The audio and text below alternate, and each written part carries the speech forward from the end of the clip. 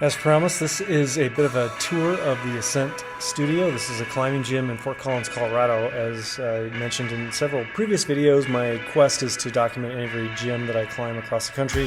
This is the second gym I've climbed in the Fort Collins area. The last was probably about 2 years ago, and this one was, I would say, a bit smaller, but it had a great vibe. I love this place. Took my family here this afternoon, and despite it being homecoming weekend, and the town was absolutely lit on fire.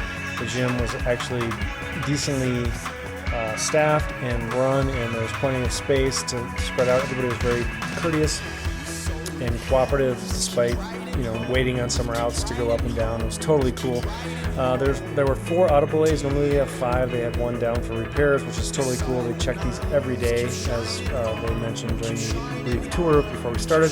The thing that I thought was really excellent about this was they are really focused on students. It's a little bit far away from campus, from those who live on campus, but they have some discount programs for students, and as first-time climbers here, we got 50% off the day rate, which is almost unheard of. I've climbed in, I don't know, probably anywhere from 40 to 50 gyms across the country, and you might get a little break in the price, but this was 50% off the price, and so we climbed for a grand total of $33, all of us. So anyways, and they provided us with harnesses. They have a unique audible A key and lock system, which is a little bit different than most of the gyms we've climbed at, but it was super secure. I don't necessarily think that I loved it, but I didn't feel like I was going to fall off or come on clips or unhooked or anything like that. I just prefer my own harness because it fits exactly how I know how it fits, and I know how to manipulate it depending on the route that I'm utilizing, and it just goes with all the other gear. But nonetheless, great gym. They have, of course, the usual youth programs, yoga, fitness, some events. There's a lot of different group-type focused events, which you can see in some of the pictures that I've shared here.